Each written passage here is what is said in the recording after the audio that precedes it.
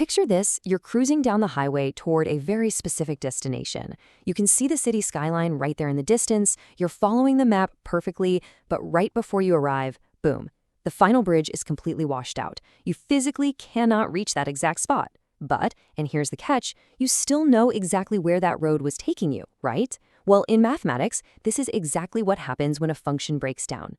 So what happens when a math function breaks? By the end of this explainer, you're going to intuitively understand what a mathematical limit actually is, how to systematically track it down using tables and graphs, and what it really means when a function's behavior just blows up to infinity. Section 1, the destination, not the point. Okay, we're going to look at 3 classic textbook functions that are completely undefined, or basically broken, at the exact value of x equals 2. Imagine a function where if you try to literally plug the number 2 into it, you get a 0 in the denominator. Mathematically, it just shatters. It's undefined right at x equals 2. But simply saying undefined gives us a really incomplete picture of what the graph is actually doing. We need a concept to describe the destination those values are approaching from all sides, even if they never physically arrive. And that brings us to the intuitive definition of a limit. A limit is simply the single real number L that function values approach as the x values approach our target A. So here's the absolute crucial takeaway. A limit is not about what happens exactly at A, it's entirely about the journey, getting closer and staying close to a specific destination value. Section 2. Estimating limits with tables. Now that we've got the basic idea down, let's look at how we actually find a limit by estimating with tables of functional values. Here's our step-by-step problem-solving strategy. Step 1, you choose x values approaching our target from the left side. Step 2, you choose x values approaching from the right side. And step 3, check if both columns approach a common y value L. If they do, bam, that value is our limit. Let's make this way easier with a real example. Let's evaluate the limit of the function sine of x divided by x as x approaches 0. Here, we're inching towards 0 from the negative direction, the left side. Notice the x values, negative 0.1, negative 0.01. Now pay attention to the y values.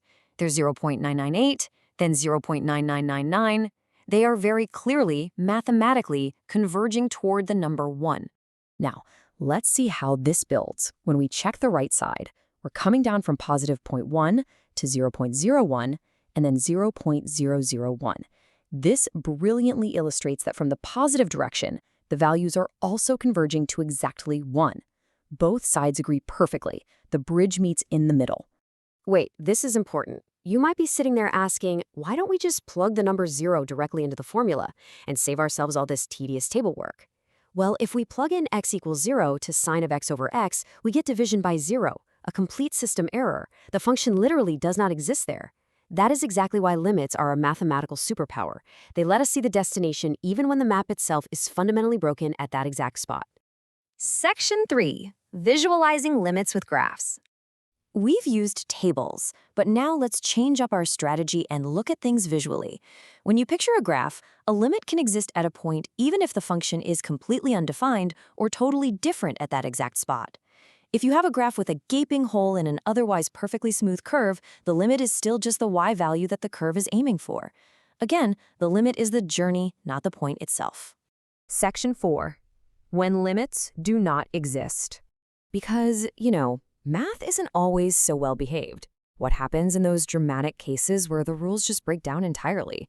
Take the function sine of 1 over x as x approaches 0.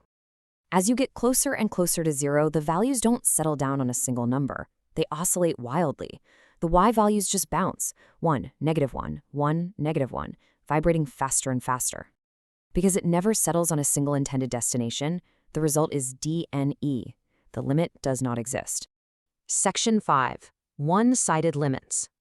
Sometimes a function doesn't vibrate out of control, but it takes 2 completely different roads. This requires us to look at one-sided limits.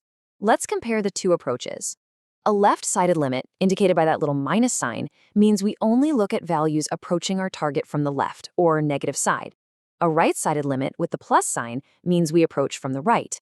Imagine a road that physically jumps from a lower level to an upper level. You have 2 completely different destinations, depending entirely on which direction your car is arriving from. Which brings us to a huge concept, the 2-sided limit rule. A standard regular limit of a function exists if and only if the left-sided limit equals the right-sided limit. So the absolutely crucial point is this. For a true limit to exist, both sides of the bridge must meet perfectly in the middle. If the left side drops to -1 and the right side jumps to +1, the overall limit does not exist. Okay, so that covers jumping and oscillating, but what if the road just keeps going straight up, forever? Does the limit exist then? Section 6, Infinite Limits and Asymptotes. Let's dive into our final type of behavior. This is what happens when values increase or decrease without any bound whatsoever. Now, what's really interesting here is that instead of just saying does not exist when a function skyrockets, we write the infinity symbol. This gives us a much more accurate description of the function's explosive behavior. We categorize these as positive infinity, negative infinity, or a two-sided infinite limit. It tells us exactly how the limit is failing to be a single number. And this explosive behavior defines what we call a vertical asymptote. It's the invisible vertical line at x equals a, where the limit of the function approaches positive or negative infinity from either side. Think of it as an invisible mathematical wall that the function slides up or down forever. It gets infinitely closer, but never, ever touches. Before we finish, let's quickly summarize the key points to lock in what we've learned today. Limits describe intended mathematical destinations, even when the actual point is broken. We can estimate them practically using tables of values or visually with graphs. Remember, for a standard limit to exist, the left and right sides have to match perfectly. And finally, limits can grow infinitely toward vertical asymptotes. So now you have an incredible intuitive grasp of what a limit is, but let's be honest, building tables and sketching out graphs every single time takes way too much effort. So the limit laws are coming up next. We've seen how to find limits intuitively, but is there a way to calculate them perfectly using just pure algebra without ever having to rely on a single table or draw out a single graph? We're going to answer exactly that question.